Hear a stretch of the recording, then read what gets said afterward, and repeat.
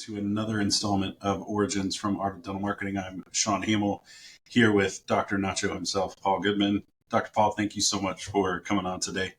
Honored to be here. Looking forward to talking. So you and I mean, we've known each other for years, kind of off and on sporadically, and then COVID hit and we kind of all went into the clubhouse realms and back to the Facebook groups. And then coming back out of it, it seems like Nachos is stronger than ever. It seems like you guys are always doing something new. So, what is it that you guys are most excited about right now? What's going on? I mean, what we really are is to utilize the pandemic as a inspiration, but also a cry-spiration for crying on the inside. I had this, startup with Dental Nachos, started as a real business in 2018. I had a business coach who helped me put a lot of things together. We were doing a lot of event-based stuff, and we were doing some live streaming things. I was live streaming prior to the pandemic. I did think, Sean, I'm a kid of the 80s.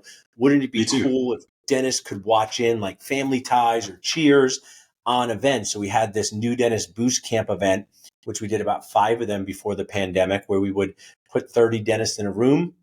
We would have content on clinical, business, practice management. I always have this guy here, Sean, to represent the message of how we help dentists reduce crying inside. This is what it feels like to cry inside as a dentist, the cry inside awesome. Monster. When patients say, people say this, Sean, I just want to let you know I hate the dentist. And I say, I just want to let you know you could have kept that in your head. I'm a real person too. So that boost camp was really, old and new, because now we're having that again next week for practice owners, where what we're excited about is to bring people from around the country here to Center City, Philadelphia for the 3 Fs, food, fun, and friends. We have speakers from around the country come talk about clinical, business, marketing, practice management, HR. And then we live stream it to Earth. We often offer this live stream for free or a very low cost so that anyone can learn. And what happened is kind of unintended consequences. Back in 2018, I did this for new dentists, Sean, and I got a nice message saying, hey, Paul, I'm not a new dentist. I'm 7 years out of school, but I'm a mom. I had children. I feel bad. My skills have, I haven't kept up with my skills. Thanks for producing this. I never been able to travel from Kansas to Philadelphia, but the fact that you made it online and you let me watch in, I really value that. So that's what we have coming up soon here in just a couple of weeks is Super Dentist Practice Owner Boost Camp. That's awesome. You guys always have something going on. There's always the feeds are run amok with people talking about different nachos things. But, here on Origins, obviously we talk about how you got started. And I know you and I have been able to talk a little bit offline. You started with your brother, right? You guys started together practicing, moved into, now you guys own multiple practices, if I believe. Yeah. And then obviously you've built a nachos empire too. So start us, when did you know that dentistry was something you wanted to pursue? How did you get into the field? I love this question because it all started with me realizing I was not going to play professional basketball. I'm holding this basketball. Unfortunately. One of my nice sponsors, Dental Warranty, made me a nacho basketball, which I like. So I really did want to play professional basketball growing up, like Dr. J, Philadelphia 76ers. I had an amazing dad and parent and mom. Sadly, they're both not alive anymore, but they were really just incredibly supportive, motivated me. But at some point, they probably had to say, you're not going to play professional sports, Paul. So growing up as a kid of the 90s, I wanted to be a doctor, dentist, or lawyer. I always say George Clooney from ER, Tom Cruise from A Few Good Men, or a dentist like my dad. My dad, what inspired me was not that he woke up every day and said, my dream is to do fillings, or I love root canals. He said, I like being my own boss. I like helping people. And he had the awesome story of always being able to go to my games, being able to coach them, having a lot of flexibility. So I was inspired I thought the dental field would allow me to help people, run my own business, do cool things. So I went to Penn Dental School. I graduated in 2002. I did a multiple-year general practice residency at Albert Einstein in Philadelphia. That was transformative. I learned to place and restore implants. I worked as part of the hospital team. There is something I'd love to point out. And I literally was just talking to a doctor today. When a medical, actually people get very mad about this, Sean. Dentists are doctors too, okay? I was talking to a physician today. I'm a dentist, I'm a doctor, they're a physician. No one yell, okay? So I was talking to a physician, and what I shared, I talked about Dentist Job Connect and how we help dentists find jobs. Because I said to him, you know how you did this multiple year residency where you followed bigger, stronger doctors around, and he got to follow around specialists who own practices and learn from them. Well, dentistry, you literally get pushed out of the nest into the real world.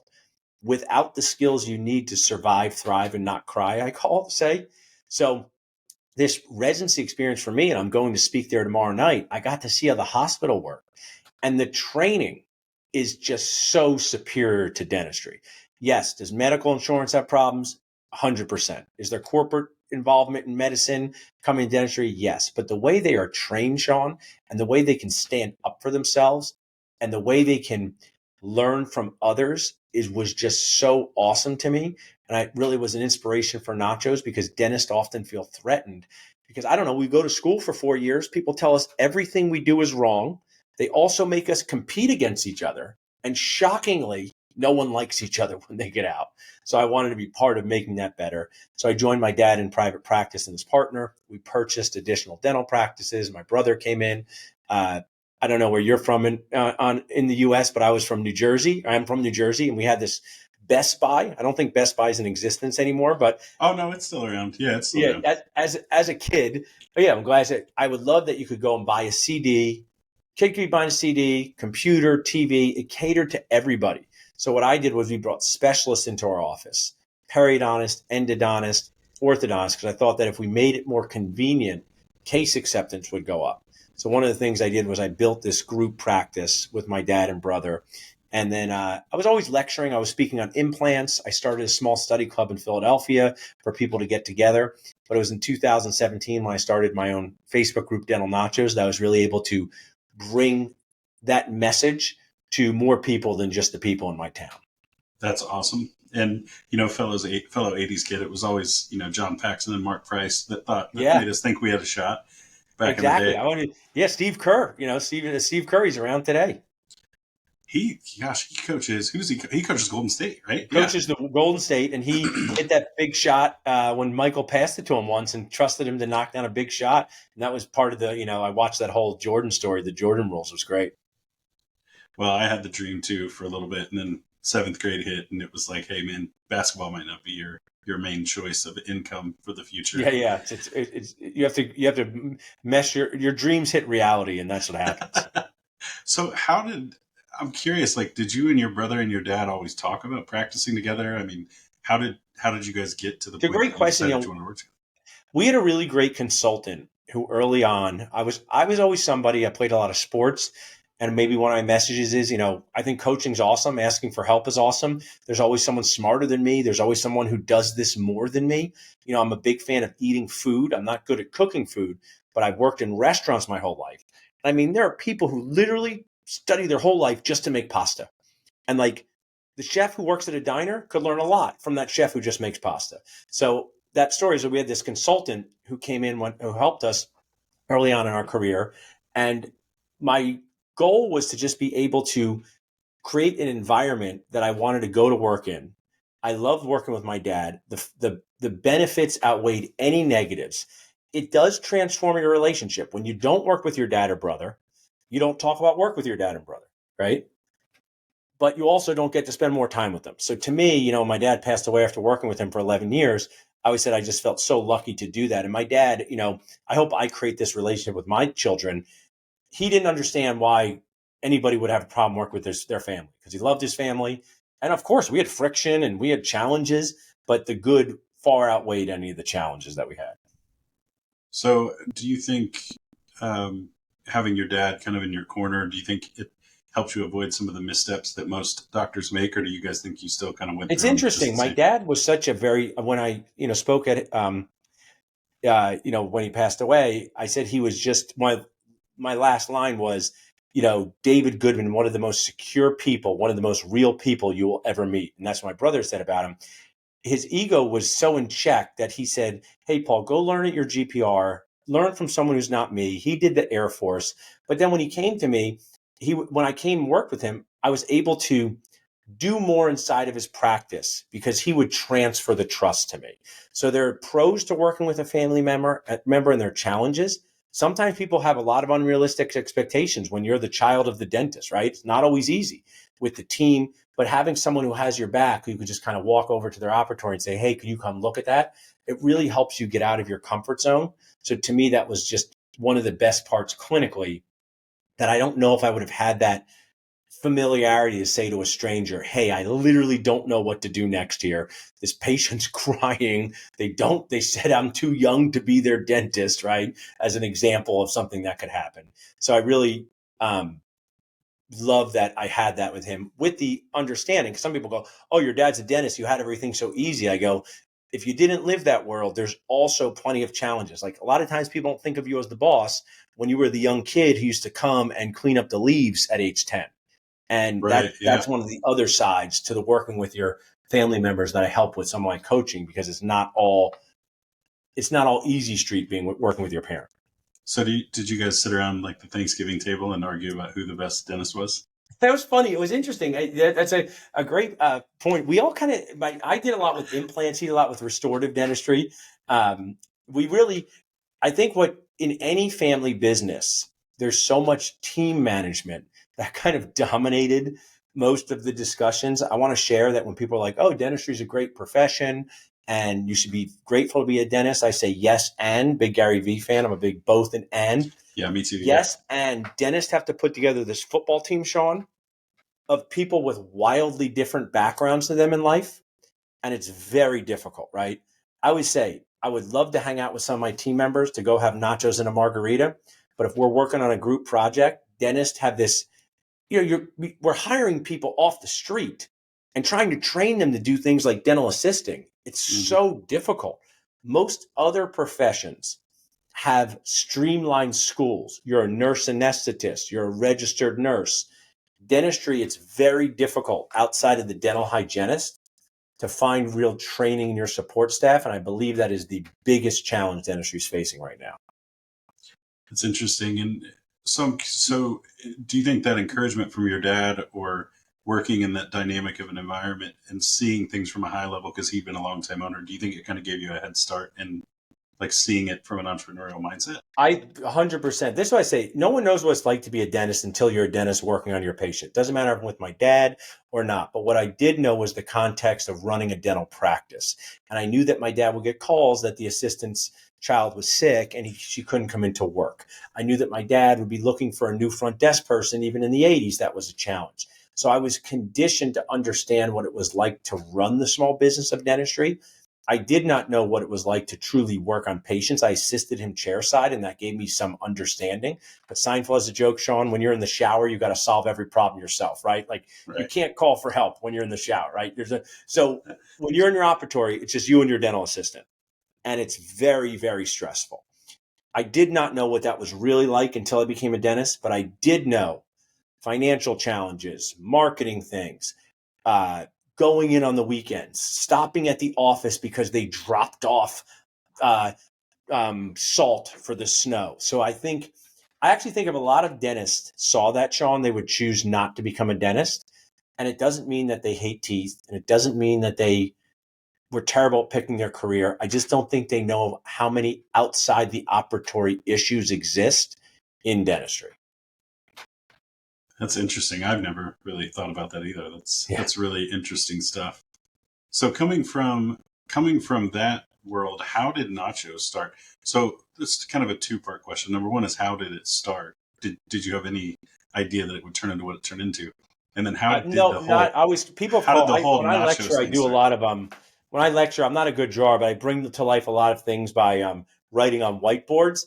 And they call me like a Bob Ross, and he used to say happy accident. So Nachos was a happy accident. It was February 2017. I was sitting with my wife. Good ideas come from your wife. And I said, I'm posting a lot on these Facebook groups for dentists. I'm really enjoying it, but you know that I have strong opinions, right? I like to share opinions. So I go, why don't I start my own so I don't have to worry that, I still contribute to others to this day, but I'm always very like, I don't know if the right word is polite, but like, I don't want to annoy other people too much. So I don't want to go into someone else's Facebook group and make it all about me. So I said, what should I call it? And I'm at the time, I was a dental practice broker, a dentist, a speaker. So that's like a bunch of different toppings like nachos. And then nachos are meant to be shared. They get messy. There's a comedian that said, you'd fight your grandmother for the last nacho chip. So my wife was like, let's call it Dental Nachos. I do love Mexican food. We went last night. That's a true story. I was chubby little kid. So when my parents said to me, hey, Paul, where do you want to go to eat when we went to Christmas shopping? I always said Casa La Pita. And here's why. At Casa La Pita, when you sat down, they give you free chips and salsa. So you could have food while you were waiting for your food. So that was the origin story. I love El Vez in Philadelphia. I think nachos can be spicy. They have a lot of different toppings. They're meant to be shared. And then if I can say one other thing, and this is really, I think, something you would resonate with as a marketer, you can sit and eat the same plate of nachos with 5 people that you like. And one person can say, these are too spicy. One person can say, I think they're awesome. One person can say, I think they're too expensive. One person can say, maybe I'll have them again. And one person say, I want to come back and have them every day. And it's the same plate, right? So what's wild to me about social media, I can make the same post about a new dentist earning $250,000 a year and enjoying their life and found a great job. And some people say, that inspires me, Paul. Thanks for doing it. And then some other dentists, usually the older ones, say, why are you making people feel bad about money? And I'm just putting out a story. And I know this is so. I think with Dental Nachos, it doesn't have to be for everybody. I tell you, sometimes, I do think this kind of crazy. Sean, people go, I don't want to be part of your Facebook group anymore. It bothers me. I go, no problem. It's free. I'm not going to refund your membership. Just leave it. So, I say to young dentists, yes, social media can be challenging, but when I was young, I had a Hotmail account and 4 friends. And if they didn't know the answer, I was out of luck. So the inspiration was to add fun to the dental world, talk about uncomfortable things with a foundation of respect. I always say the 3 L's: learn, laugh, and feel less alone. And I think that's what we've strived to do over the past 5+ years. Yeah, I think you guys have definitely achieved that. I honestly thought that Nachos was much older. I didn't realize it was such a young group. So that's really impressive. Thanks. What would you say though in doing all of these things? Like obviously, it probably wasn't an easy road the entire time. No. What would you say to a young dentist? And I ask this often with people on here because everything is kind of it's got a sales pitch to it for the most part. It's all sunshine and rainbows a lot of times. And many times that's not the case. And a lot of doctors do feel really alone and alienated, even in the big groups. Like they don't want to share a problem or they don't want to. I think the anonymous post option in Facebook groups, whoever at Facebook came up with that is genius. Yeah. People can anonymously say things. But what are some of the hard parts that you've overcome on your journey that you think really defined you as an entrepreneur and as a dentist? I love that question. I was thinking of some of this yesterday after we had spoken. And I even jotted it down for my, sayings. Sometimes your problem in life is you don't have enough money, which is bucks. We'll call it bucks. And then other times you don't have enough time, which is bandwidth. And I was having a real bandwidth challenge because I was still practicing 3 to 4 days a week. I was still lecturing, and I will never forget this. It's always these stories. I said to my coach at my dental office, so after my friend's mom, Carol Kiver, one of the most important people in my life, I'm practicing. Right after my dad passed away, he said, Paul, I think you got too much going on. I said, Carol, I'm selling practices. I'm coaching people. I'm doing the office. Like I brought my little P&L or my little QuickBooks thing where I think the whole thing brought in like $100,000. And she goes, oh, wow, Paul, that's a pretty good sighting. You got to talk to my coach, Aldana Ambler. So Aldana Ambler, who I still know today, is one of the most important people in my life. I was waiting for this consult call because she said, talk to Aldana. And I thought Aldana would tell me, you should stop doing something. See, when wives care about you. So I'm practicing as a dentist. I'm speaking at implants. I'm practice management consulting. I'm selling practices. And my wife would sometimes say, why don't you stop speaking and just sell practices and be a dentist? Why don't you just sell practices and speak? Why don't you just be a dentist and do implants? And something in my brain says they all kind of come together. But I was like hoping Aldana would tell me that I should stop doing something. So I was in an Uber on the way back from an implant course that I was teaching. In my scrubs, I said, now's my call with Aldana. She's going to tell me the right answer. And I will never forget this, Sean. She said, you don't want to stop any of these things. She goes, you should have hired 2 full-time people 6 months ago. How are you doing this on your own? And I'm like, I don't know. I'm just doing it. But I'm basically on the verge, and I don't not say this lightly. So I'm on the verge of a meltdown, right? I was on a verge of being hospitalized for exhaustion. It was too much, right? I was burning the candle at both ends. So she inspired me to hire 2 full-time people, and I did. And, traditional startup. And now we have 10 full-time people working for Dental Nachos and 6 for Dentist Job Connect. And I love what we do each day. Love working with my team. I only work 1 day a week clinically. Dentists are kind of funny, Sean. They go, Paul, it's very easy.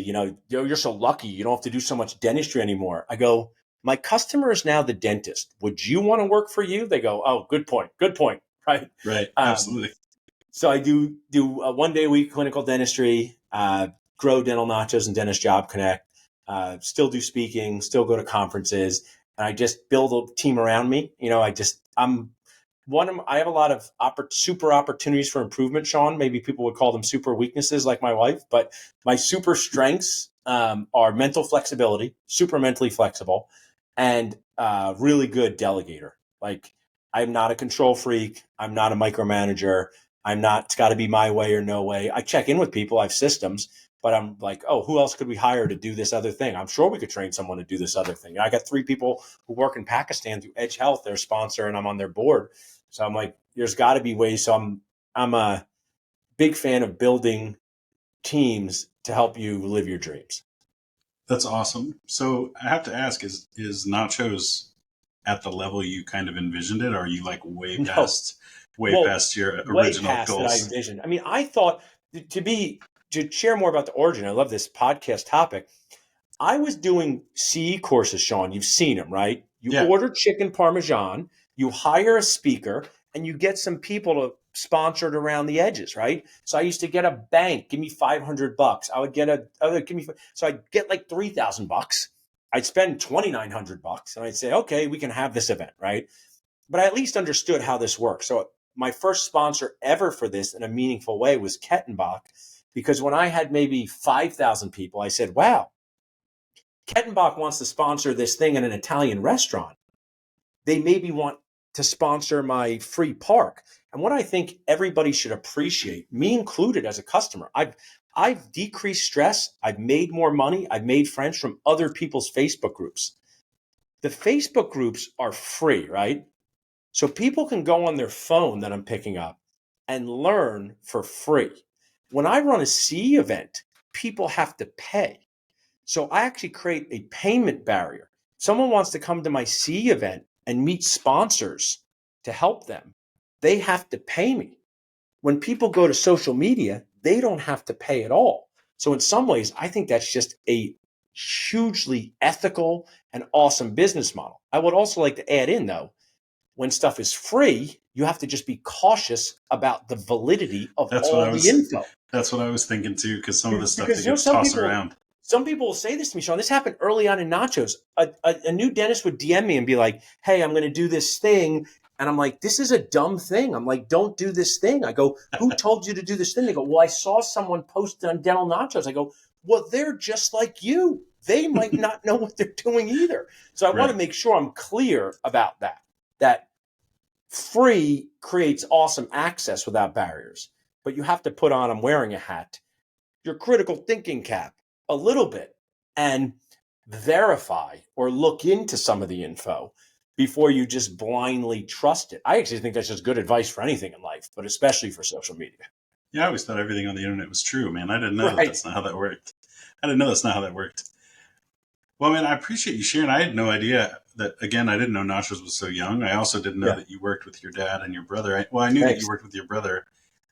Most family dynamics either work really well or it's a train wreck. It seems like there's very few in-betweens. So that's really cool to see that it worked. And you and your brother still work together to this day? We still work together this day. We're going in this week. And, I'll never... Not working with my brother, I wouldn't have spent as much time with him. Working with him, especially in the pandemic. One thing my dad said, to get back to his realness, and he was such a stable, secure person. Every dentist goes, I had it tough too. But what he said was, at the end of his life, 41 years of practice, it's way harder to run a dental practice than when he started. He said to me and my brother, listen, patients were always frustrating. It was difficult to deal with your team, but the amount of things that you guys have to do, from the IT security to the website marketing to the things, he goes, running a dental practice, Sean, has become so complex. It's not a simple thing. I mean, Roger Levin, who I got to meet in person, most dental offices are bringing in more than $1 million a year, right? So that means you're in charge of $1 million operation, and those just tend to be complex operations. So people should have some, I don't know what the word is, empathy, but understanding that running a dental practice just has, I would say it's like running a circus, Sean, where the animals don't try to eat you, just slowly annoy you to death, right? Well, and I think too, I think dentists, obviously, you guys put so much pressure on yourselves. There's not really a lot of self empathy that goes on Yeah. to And the this is the point I complexity. like to make. I'd like to share this because I'm literally in this boost mode for this event. I'm going to be at my dental office on Wednesday, and I'm at Dental Nachos and Dentist Job Connect today. I literally day to day can live a different life.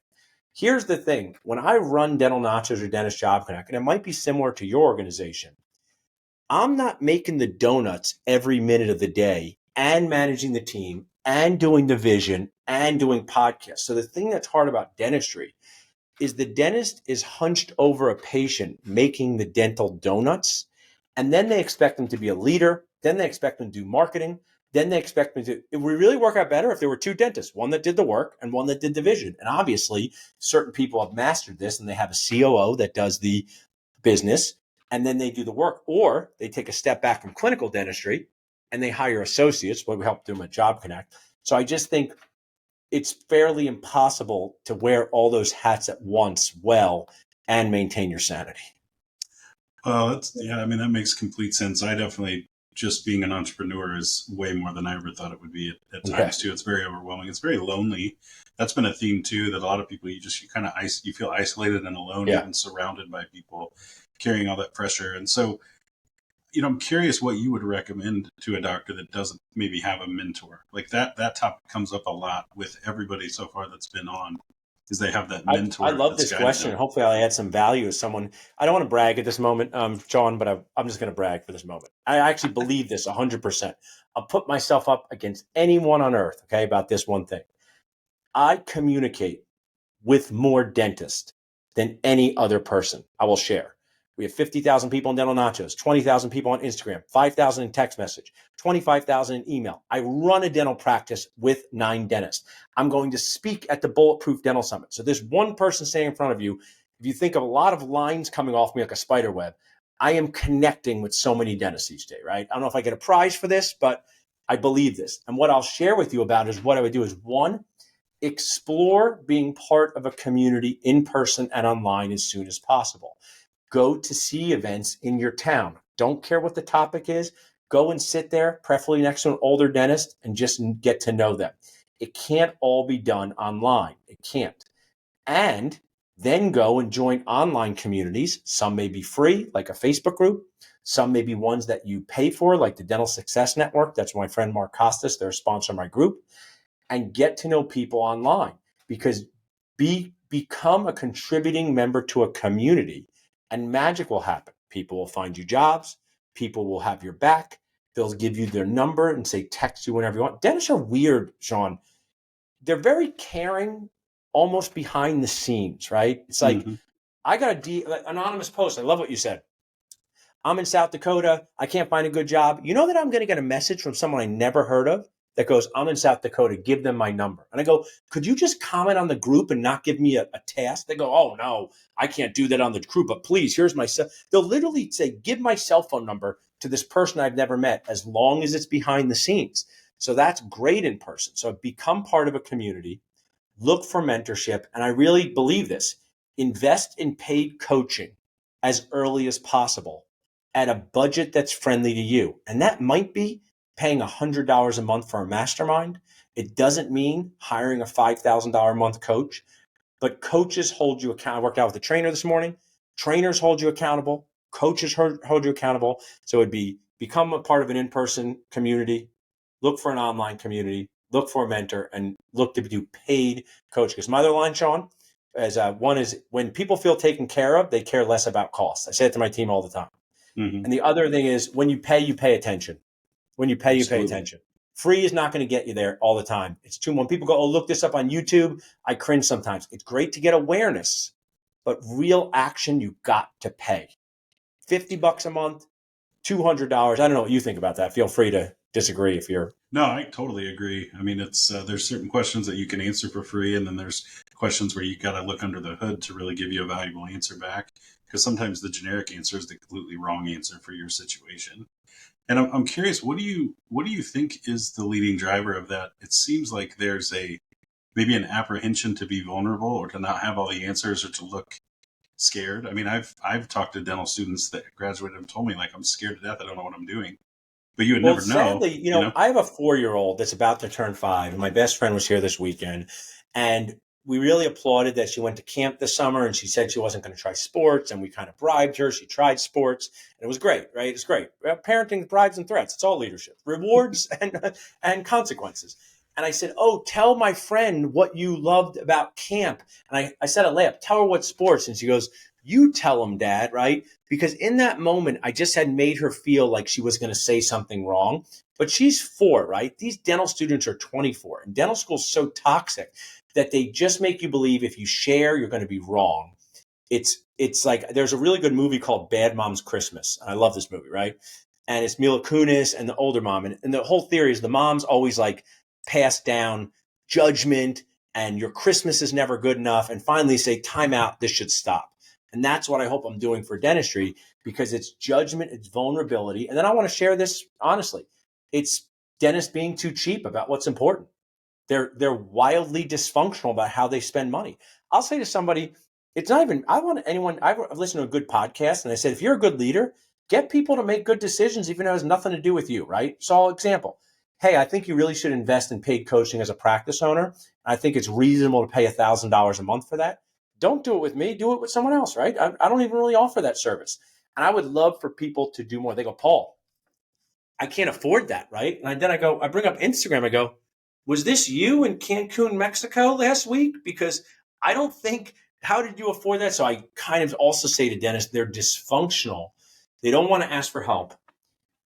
They don't spend money in what I consider to be fundamentally healthy ways all the time. And it creates a dissatisfaction with your career, creates loan. I mean, Gary Vee talks all the time. He has a friend running a business for $3 million. They try to grow it to $10 million, and now they're miserable. That's nothing to do with always making more money. Sometimes you just having better morale. How to figure out how to communicate with your team in a way where they don't think you're a jerk, and you don't think that they're never paying attention to you. So that would be my best input on that. Well, it's a great answer, and we definitely have talked offline about our approach to marketing being story based and story driven, and just what that does to revolutionize a practice. Because a lot of doctors are sour on practice marketing, and rightfully so. I mean, the scarlet letter is earned in terms of the dental marketing vertical overall. Doesn't produce a lot of results, but charges very, very high fees for the work. So. I have one final question for you. I know we're coming up on the half hour, but I always ask everybody. I know that you and I are both Gary Vee-aholics, but what books are you reading, or what are the books you would recommend to somebody listening? The absolute best book that I've listened to, I go back here, you put stuff in your ear, right? I'm listening to podcasts, I'm listening to YouTube videos. I'm almost always consume Entrepreneurs on Fire. The one book that I really recommend is worth the investment to totally reframe how you think about this word is To Sell Is Human by Daniel Pink. So To Sell Is Human by Daniel Pink.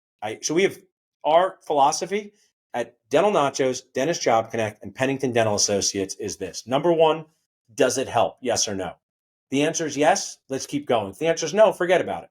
So I'll use this for dentists, because does dental implant overdentures help people chew and smile with confidence? Every dentist say yes, it does, right? Makes them eat the foods they want to eat and have, okay, good. You've determined that it helps. Number two, be as proud and loud about sharing and selling that help as possible. And then number three, have as much fun with your team along the way. So what I think dentists have a real problem with is selling, right?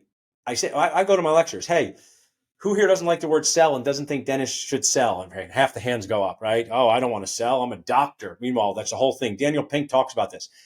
Doctors, Sean, physicians, have to try to convince people to do things that will save their life, like a heart stent.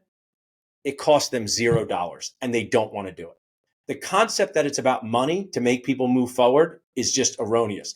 They're Medicaid that pays for these heart stents, and they're standing over someone's bed being like, yo, if you don't get this heart stent, you're probably not going to live much longer. And they look up and go, not for me, right?